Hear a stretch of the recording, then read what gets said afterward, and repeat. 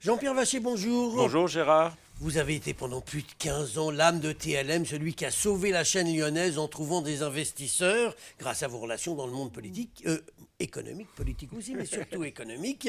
Et on se souvient de l'émission Lyon Décideur. Alors, vous avez repris ce titre pour lancer un journal, un mensuel, dont le premier numéro vient de paraître, un mensuel dont on va parler un instant. Vous revenez en fait à vos premiers amours, puisque vous avez commencé dans la presse écrite, avant de passer dans la télévision.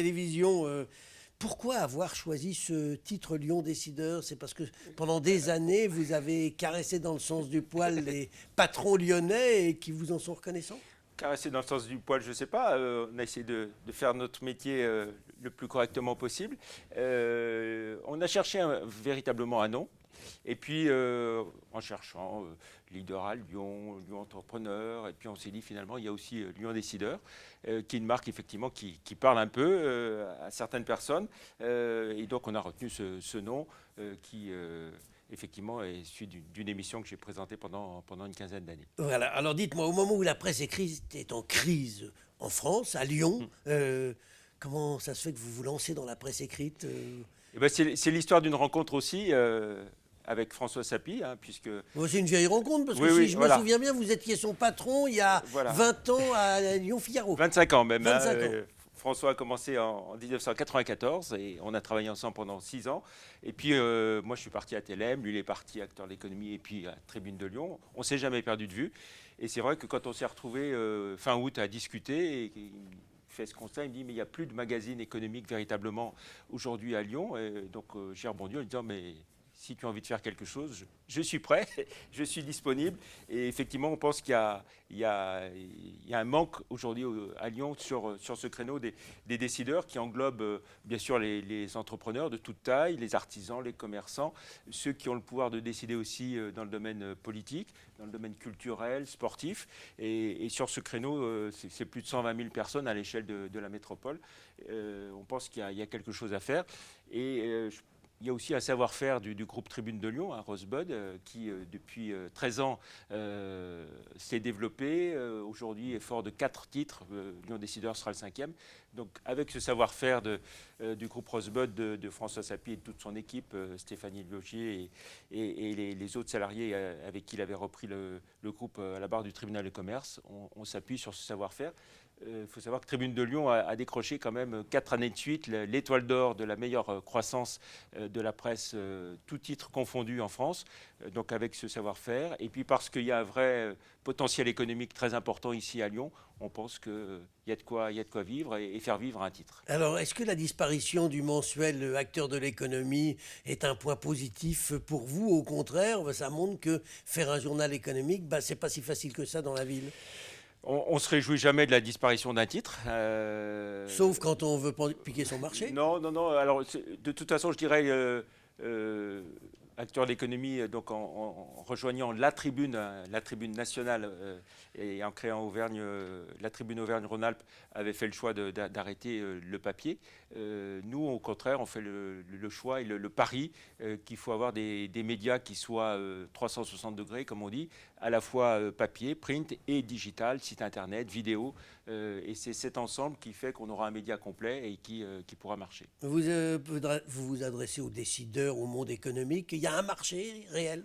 Oui, parce qu'il y a vraiment un potentiel économique impressionnant à l'échelle de cette métropole.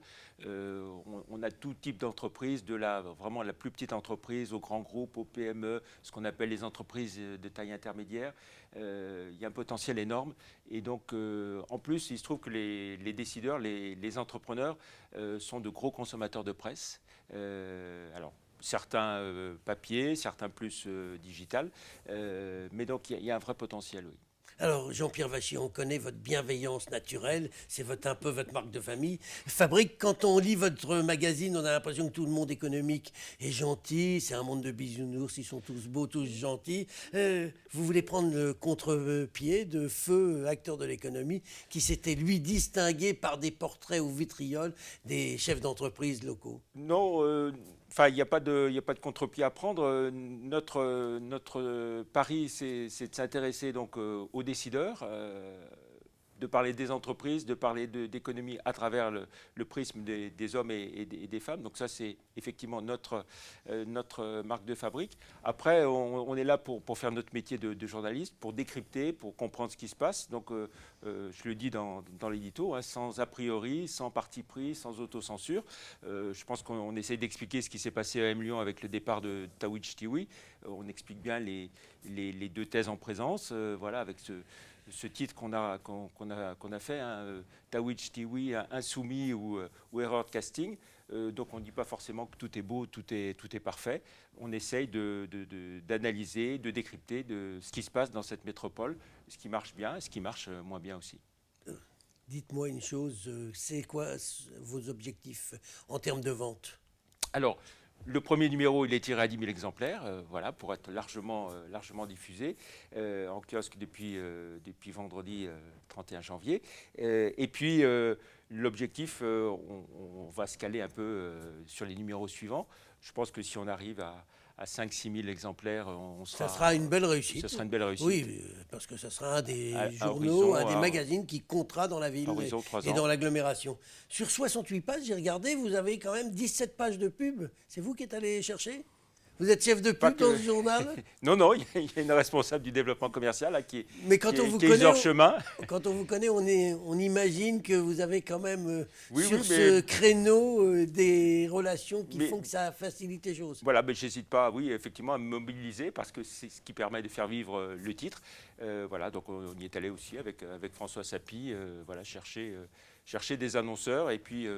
Isor Chemin nous a rejoints il y a quelques jours, donc elle est pleinement à la tâche. Eh ben, je conseille aux gens de lire votre magazine parce qu'effectivement, c'est intéressant, c'est ce qui se passe dans l'économie et ça manquait puisque depuis maintenant plusieurs mois, il n'y avait plus de magazine économique à Lyon et effectivement, la deuxième agglomération de France, qui est probablement l'une des plus dynamiques et méritait d'avoir un journal. Je pense effectivement, les décideurs méritent d'avoir leurs médias à Lyon. Ils l'ont et ils ont un patron toujours aimable avec eux. En votre personne, Jean-Pierre Vachet, je vous remercie. Merci Gérard.